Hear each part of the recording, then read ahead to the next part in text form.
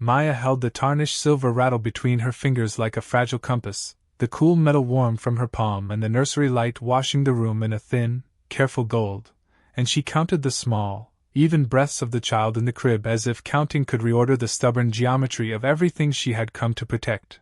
The floor was quiet but for the faint hum of the household systems beyond the nursery door. And there was a moment when the rattle caught the light and threw back a sliver of shine that seemed to rearrange the air itself, and she lifted it a fraction, listening for a sound that had the power to change what the house had decided the child could be, and then the nursery door opened and froze Maya mid-breath. The house smelled of lemon polish and cold stone, sunlight that had lost its heat seeping through high windows and settling on marble stairs like a promise postponed. The walls kept the echoes of conversations about square footage and renovation timelines, the kind of practical talk that made other people leave the rooms lighter and the soul heavier. And in a sitting room beyond the nursery, the parent adjusted the cuff of a tailored jacket with the same precise motion he used to close deals on properties, a motion that left no room for what he called uncertain exercises or the kinds of instincts that could not be neatly itemized on a quarterly report. The parent spoke in measured words when he spoke at all, a skeptical tone that landed in the nursery like a draft. "We have specialists. Keep it clinical," he told her once, the words cool as the silver on the rattle, and Maya had nodded, tucking the admonition into the pocket of her resolve where it lay heavy and useful. She remembered a winter afternoon earlier that year when she had tried to show him a small sign she thought important. The child had tracked a sound with an intensity that pulled at Maya's chest, and she had stopped the demonstration when the parent frowned, saying the movement was reflex and not progress, and Maya had carried that quiet into the corners of her work like a bruise she could neither name nor press away. There had been a failure then, a precise, specific failure she could still feel. She had stood with the child on a rug and tapped the worn edge of the silver rattle against her knuckle to create a rhythm that the child had followed with eyes bright and fixed, and when the parent watched, Maya had mistaken his impression for dismissal and retreated, closing herself like a book when the page still had more of the sentence left to read. That day the child had not stepped and the room had folded into a polite silence. The parent had returned to calls about developments and contracts and left Maya with a feeling that whatever small, tentative things she had seen belonged to her alone. Not long after, in a kitchen that smelled of coffee and the citrus of a cleaner, she had discovered a detail so tiny that in the pages of the day it would have been a footnote. But up close it was a map. When she ran the edge of the rattle along the crib rail, the child's left toes curled minutely, as if reaching to keep balance in a world that had not been offered balance formally. The motion was almost nothing, an echo of a reflex, but it was. Mornings of careless joy when toys lay scattered like confetti, and afternoons when the parent and Maya would trade small, conspiratorial smiles across a room, both surprised at how rarely a plan needed to bend to catastrophe and how often tenderness did the work plans could not. Maya moved through this new rhythm with a quiet satisfaction that had nothing to do with salary, and everything to do with watching a child discover that reaching for something small could rearrange his place in the world. Her notebook remained on the shelf, its pages full of the slow calculus of attention, a testimony to patience practiced rather than preached. The story is inspired by true events and names, and some details have been changed to protect privacy. And if you wish to follow stories like this, subscribe to receive new reflections. And like if you believe attention and patience can change the course of a life. Consistent, it was a repeatable whisper of movement that came when the rattle vibrated, and Maya carried that whisper with her in the shape of watchful patience. The parent, when she mentioned it, had closed his mouth and tilted his head, the way someone might consider a proposal and find it lacking in the metrics of success, and he had said, "Hands off speculation, Maya. We have a therapist." That dismissal was a paper cut she kept tending with small attentions, washing it with the routine of the child's days. Alone with the child later, Maya learned the contours of trust in an economy of soft things, the way a hand could be offered without command, the way a laugh could be coaxed by the sound of the rattle and the gentle shifting of weight against a mattress.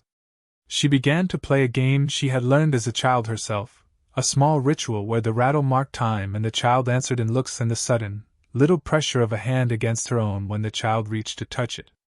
They made a language of effort and response. The child would watch the arc of the rattle, then try to tilt the body, then press the toes as if to mimic the object's pull, and Maya would stay just beyond instruction, letting the child lead with tiny, brave attempts. In those moments the room expanded. The marble and the ledger books outside the nursery dissolved until the only things that existed were the warmth of a palm and the tiny bones of a wrist discovering what motion could be. Maya learned to time her taps so the sound of the rattle met the child at the precise beat the eyes tracked, and when the child laughed, a soft, surprised sound and reached, Maya felt the weight of a future she had not been allowed to name. She had been warned she might lose her job for stepping beyond the appointed routine, for bringing an instinct to a household that preferred clinical reports and scheduled appointments rather than the kind of quiet experiments that do not fit neatly into columns. But the risk to her pay packet felt small when measured against the scale of what she thought salvation might look like, a movement that the child could claim as his own.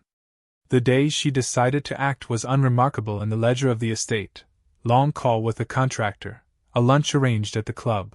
But inside the nursery the air had the slight electricity that comes right before a streetlight clicks on. She had folded the parents' instructions into her pocket like a note she could read later and stepped into a gamble that felt more like obedience to a small truth than rebellion. She set the tarnished silver rattle on the mattress with the care of someone laying down a fragile instrument, and watched how the child's eyes traced the curve of it, how a small hand flexed in anticipation. Maya positioned herself so she could catch any fall, placed the rattle just beyond the child's reach and waited, measuring the distance with a patience honed by silent nights and waking rituals. The sound she made was discreet, a single, controlled shake so soft it sounded like someone turning a page, and the child leaned, a movement stitched together of effort and curiosity, and for a blink the world stilled and everything she had been taught to keep between the professional boundary lines and the human impulse to help held at once. She could hear the faint mechanical click in her own breath as she braced for the inevitable rebuke that had followed her other small insurrections, and then the child's knee shifted, then the foot pressed hard against the mattress in a way that caught Maya like a small, bright shock. The child's torso pivoted and there, in a space of air no larger than a heartbeat, he took a step, a tiny, wobbly step toward the rattle, his face a surprised column of concentration and joy. The noise from the corridor arrived then in the form of heavy footsteps and a voice that snapped like a gate opening.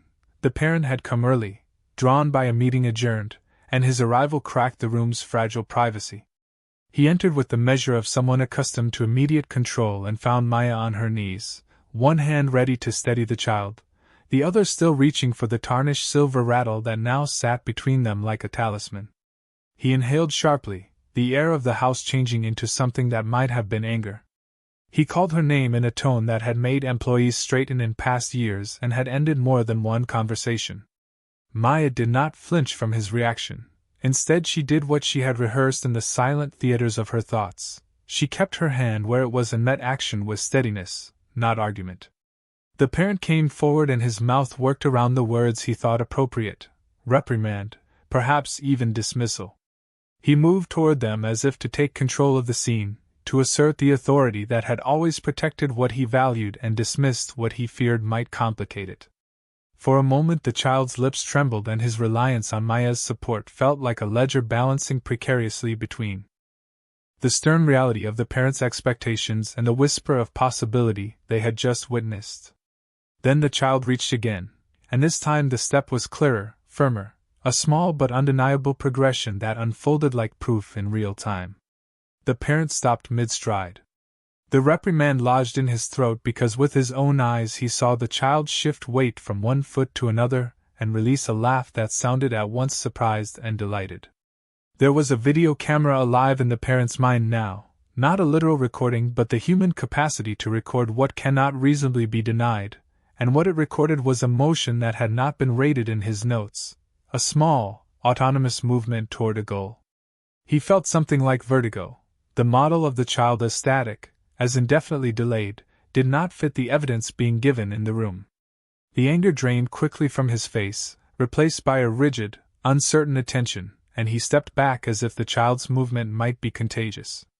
Proof arrived not as a paper, not as a specialist's report, but as the child's feet carrying him in a way that the parent's ledger could not categorize away.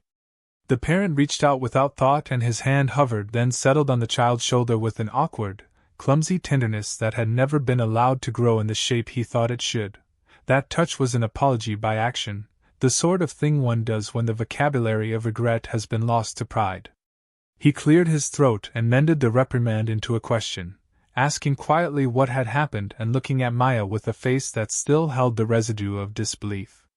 She answered without casting it as an affront or a miracle, instead describing the sequence of small attentions, the repeated sound of the rattle, the child's pattern of responses.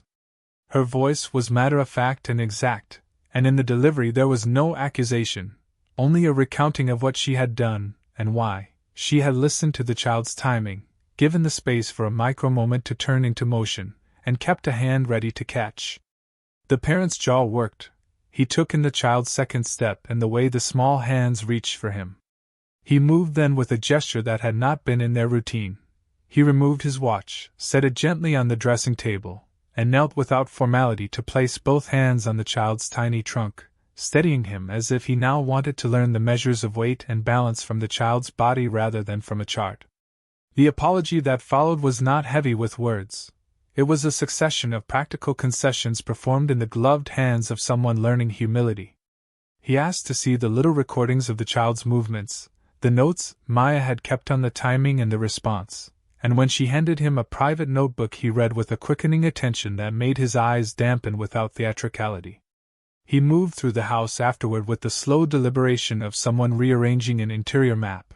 He called the therapist and altered the sessions, not to replace the therapist but to expand the approach, and he signed an instruction to bring in additional support the household had previously resisted, a small bureaucratic revision that carried the force of apology.